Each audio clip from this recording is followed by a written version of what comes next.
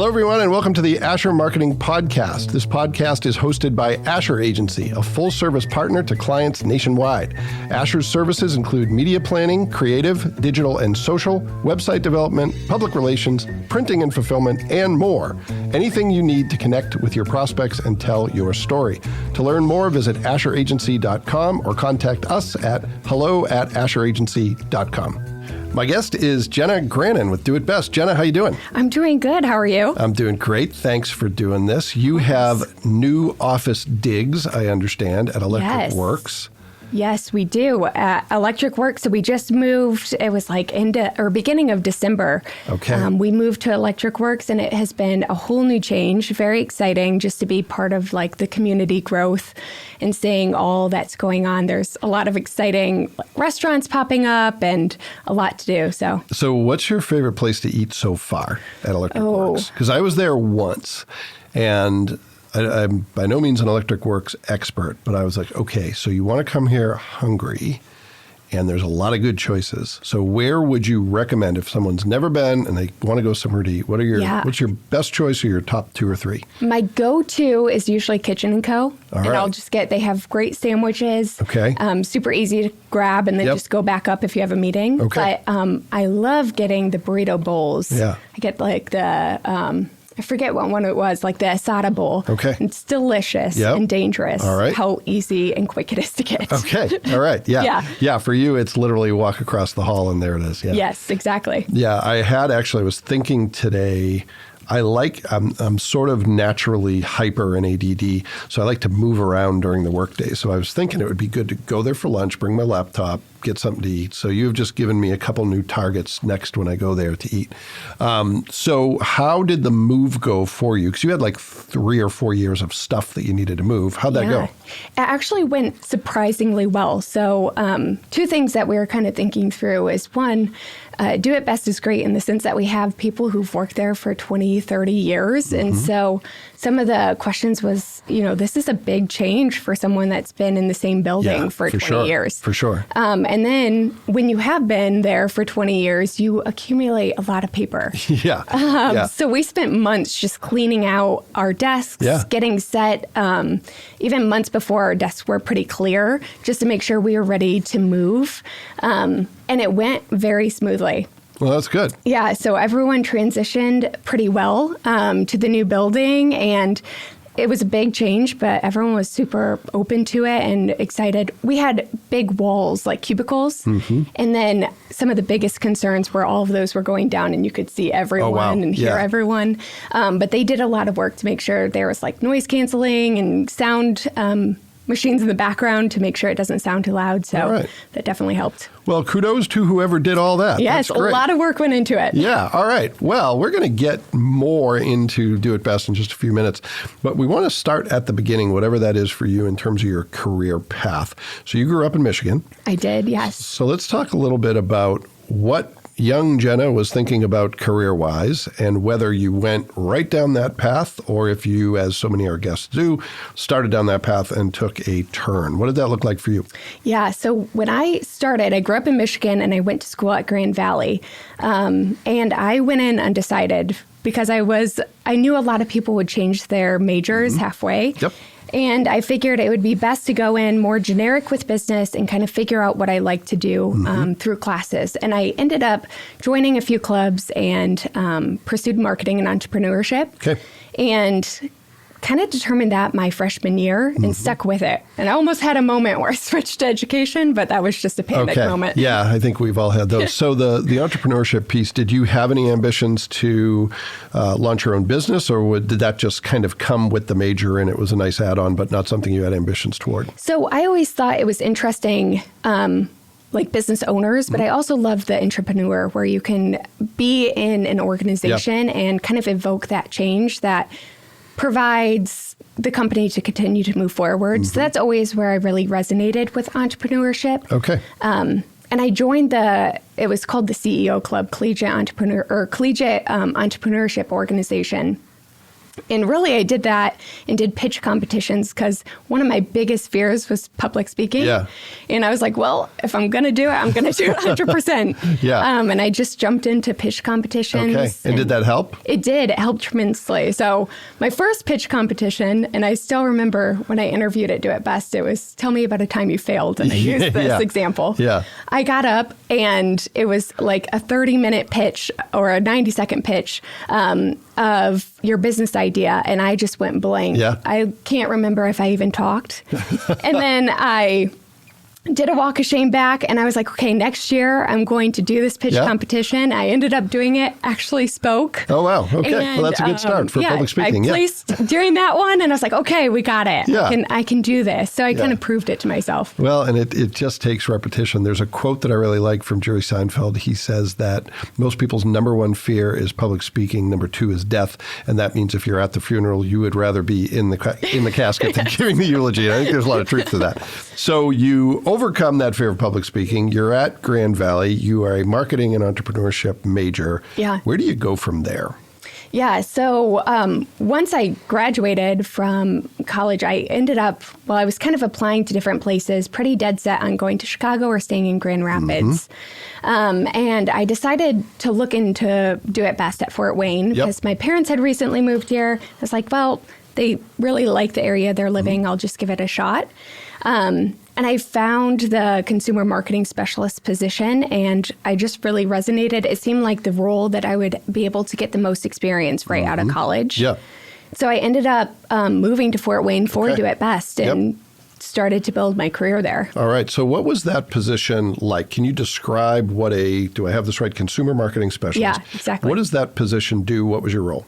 Yeah. So at Do It Best, as a consumer marketing specialist, really you're working with members, and by members I mean store owners, on developing marketing plans. And that entails helping them with loyalty programs, building that up, and actually utilizing that customer data for a marketing strategy, helping them figure out how to put a print piece together and get that out to their customers. Email marketing includes paid ads, social media, and really you're creating all of these different marketing components into a marketing strategy for that store that's unique to their community. Okay. So tell me if this is wrong, but there are positions at Do It Best that are really about marketing the co-op to owners of stores who are either Do It Best members or prospective members.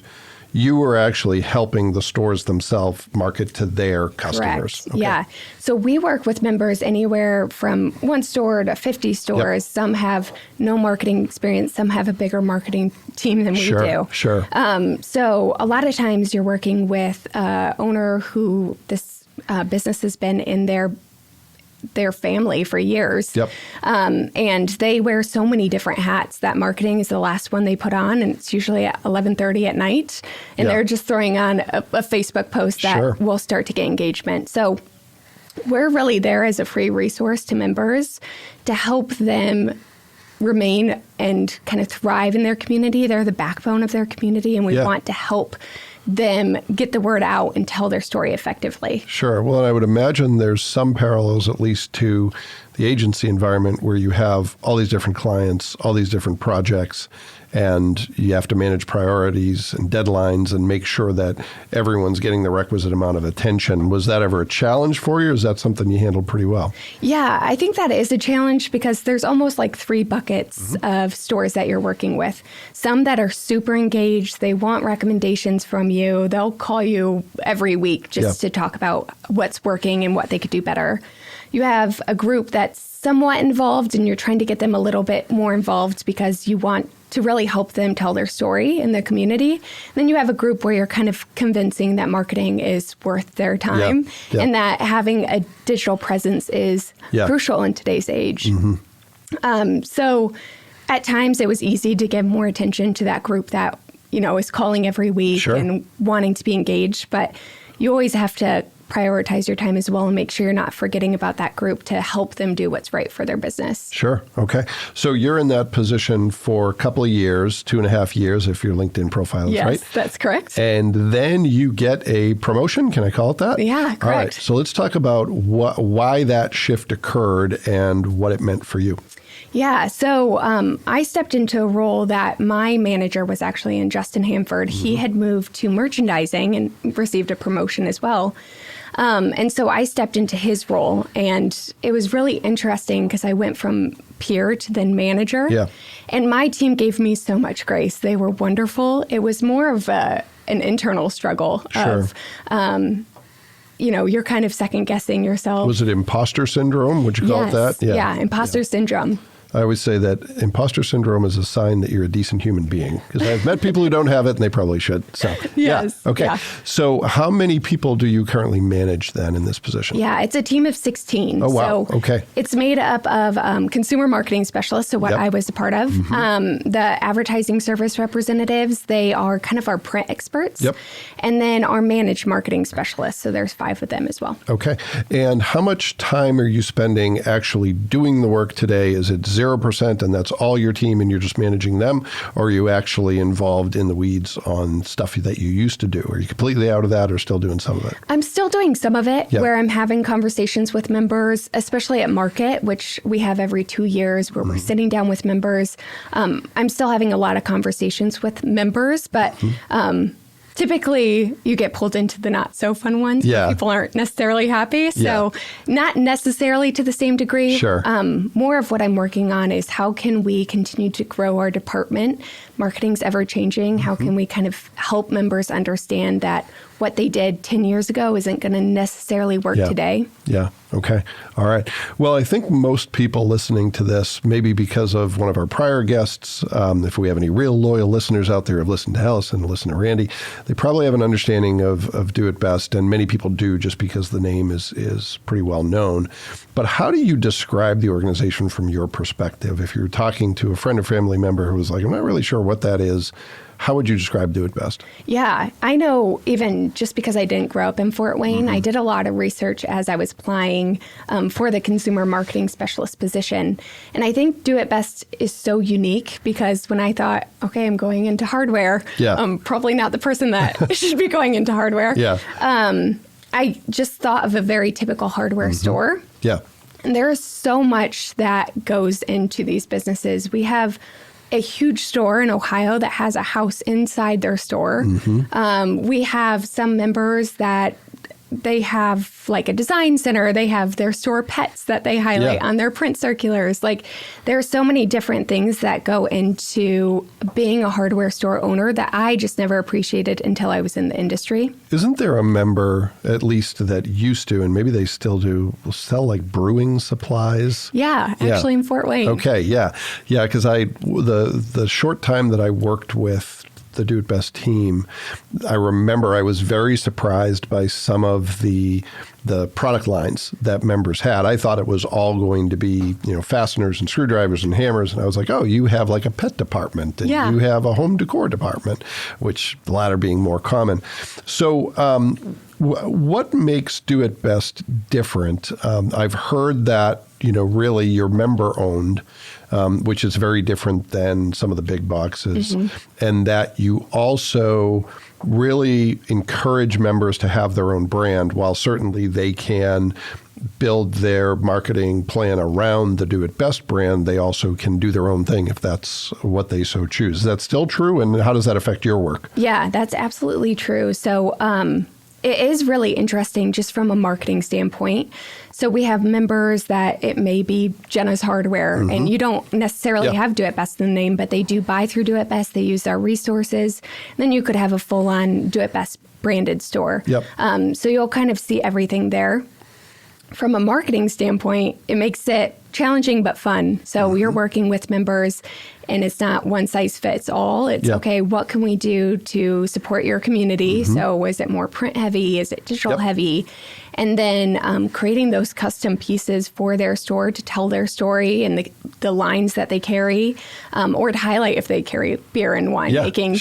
kits. So yeah, it's been really interesting, just the different ways to be able to provide turnkey options for those that do not have the time. Yeah. But also, how can we tell that story through pieces and help them with really social media, print, digital marketing. So does your team work exclusively with those who carry the Do It Best brand, or do you also work with the stores who might have a completely different brand? Is it both, or more the former than the latter? I would say both. Okay. Yeah. So All right. we'll have a lot of stores that don't have Do It Best in the name or necessarily carry Do It Best. Like they'll carry Do It Best products, but they'll have a lot of non-Do It Best SKUs as well. Okay. And I would say it's a pretty good mixture of both. All right. Okay. Well, that's interesting. So without revealing too many trade secrets, what are some of the projects you're working on? Some of the things that are at the top of your to-do list, they're super exciting. Maybe they're keeping you up at night. Maybe it's a combination of all those things, but what are the big rocks you're trying to move forward right now? One thing we announced at Market was our new e-commerce platform. And this is super exciting. So I think just about a year ago, we announced a new division in Do It Best, which is e-commerce. And consumer marketing was very heavily involved with helping members with their e-commerce presence, how to write copy, what they should be putting on their sites. And we essentially grew this e-commerce platform to have 700 different sites. Wow. And so what we ended up announcing was we were moving towards a platform where we could have it all on one site.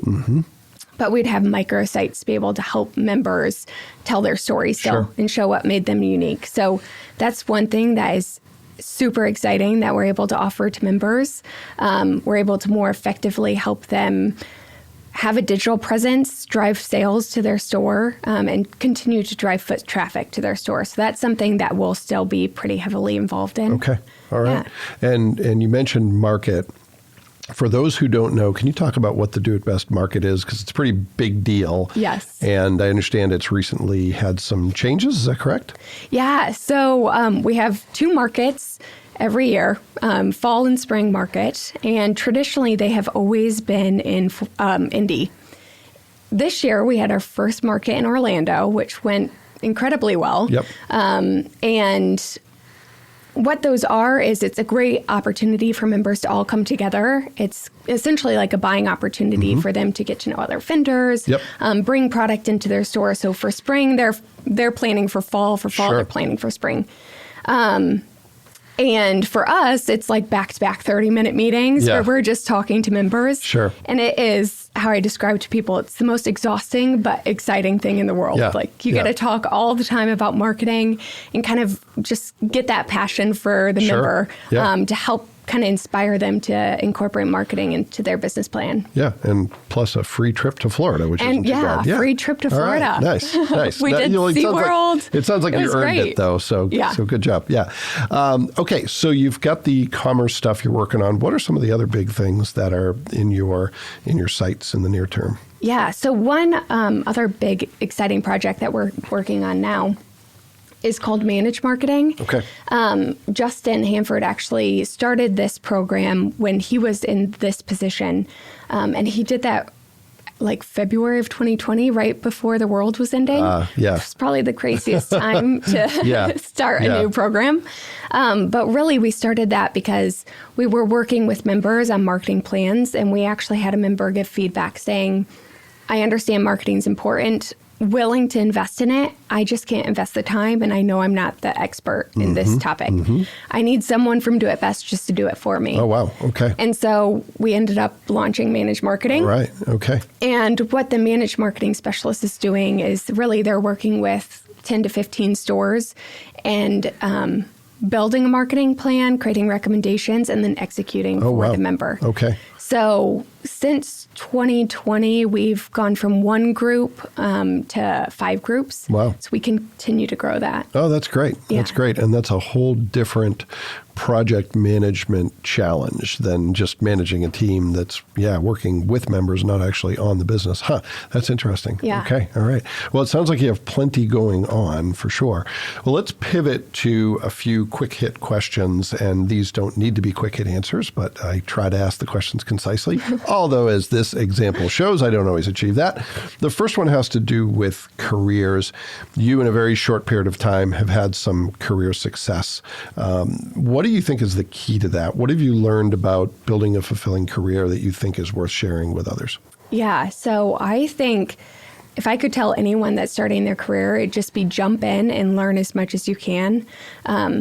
I think it's important to be transparent with your manager and just say, hey, I'm looking for opportunities. I want to grow. Yep. Stretch me, challenge me. Yeah. I'm willing to take something on to learn. Yep. And that's really just the philosophy I had. I don't expect to ever be the smartest in the room. Sure. But I know I can be innovative, and I know that I can always think of different ways that we could be doing something, not having that mindset of we've always done it that way, but saying, okay, well, how could we make it better? Sure. So that's something I would always recommend for someone to do. Okay. And if it's someone that's a student coming in, kind of looking for what they want to do, use the student card and say, hey, I'm a student, I'm trying to get more experience, and just start networking at the beginning. Well, that's great advice. And I want to go back to something in your career path that I sort of glossed over. You had a couple internships when you were in school. How important were those to your career trajectory? And is that something you would recommend that other people who are studying in the field take advantage of? Yeah, absolutely. I would say internships and joining clubs in college are probably the best thing that you could do. One of my internships was working it's called Seamless. And it was great because what we were doing was putting together these slide decks of different startups that other companies within the area, like Steelcase, Whirlpool, Bissell, they could implement within their company. Wow. So it was a great way for me to get exposure to some of the business development managers in those industries. And also just exciting to learn what some of these startups were doing. But also clubs were a great way. Doing clubs was how I got into pitch competitions. Just putting yourself out there and trying anything and not being scared to do so. All right. Okay, second quick hit question has to do with the work that you do. It could be your organization. It could be the people you manage. It could be the actual work that you do every day. What is either a myth or misconception, something you think people get wrong that you want to clear up, or something that's underappreciated that you want to amplify and give a little more attention to? Within my career? Yeah, either at your organization or with the work you do. I've talked to people who have said, people don't understand this about my organization, or they said, people think it's, sales is this, but it's really that. Anything from your perspective along those lines? Yeah, I could say just from Do It Best perspective, when I talk about what I do there, a lot of people will be like, oh, you work at Conley's? I'll say I work at Do It Best. So I think one of the misconceptions is just how amazing the organization is. We operate almost feels like a small business in the sense that everyone's so close and willing to just jump in and help each other. But we really do help, over 34,000 stores. Be successful in what they do. So that's kind of if that was a little bit of what you're going for. Well, that's exactly what I had in mind. And when you say 3,400 stores, it's around the world too. It's not just, I think I was in Jamaica once and I passed a Do It Best and I was like, oh, there it is. And that comes from Fort Wayne. That's great. Or at least is influenced by Fort Wayne. So funny now that I've worked at the organization, I'll have people like if my parents are traveling or friends, they'll take a picture of a Do It Best store and they're like, oh, this is the organization you work for. I'm like, yes, great. Go buy something, please. Well, and it's good to clear up the misconception that you work on the hardware side, because as we've discussed, maybe that's not your area of expertise, and it's not mine either. Okay. Last quick hit question. Is there a tool that you use in your work? It could be a hack that you've learned. It could be an end around, something you've figured out that helps you be more productive. Nick and I were talking before we hit record about the impact of AI, and some people might say, oh, it's Chat GPT. That's, That's up to you. But what is something that you use that makes you more efficient, makes you better, a tool or trick that you've learned that is important to you? Yeah, I would say probably two things. So one is I am addicted to spreadsheets. Okay. I use spreadsheets quite a bit because I just really believe that unless you measure it, it's going to be hard to determine success. So that's something I have always used within my career, but something that the managed marketing team uses quite a bit and has seen a lot of success from is called Airtable. Okay. And they use that just to be able to, one, work more efficiently together. So when they're creating social media posts, they'll all get together and help build those social media campaigns. And it's a tool that allows them to work together and then share it with their members or clients. Okay.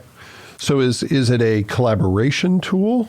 It's more of a tool where you're able to track progress. So it doesn't necessarily have to be for collaboration, but it works great for like an agency type where they could all share a social media calendar and then send a link to the member, say, hey, do you approve? Yeah.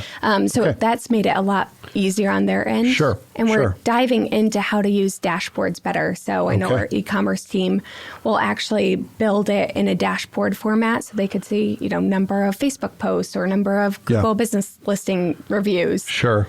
Well, especially that quick hit sort of 20,000 foot view at what's most important, because it's really, while the data is great, it's really easy to get lost in that and get so far in the weeds that you're looking at stuff that really doesn't matter at the end of the day. Yeah, absolutely. So in terms of spreadsheets, is it Excel? Is it Google Sheets? Is it something else entirely that you really are into? We use Google Sheets. Okay. All right. Well, good. Well, I am a big fan of Google Docs and Google Sheets versus the old way of doing it. So I'm glad to hear that. Yes. All right.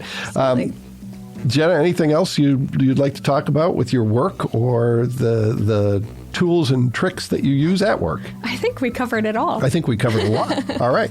Well, thanks for doing this. I appreciate it. Thanks for being on the podcast. Thank you.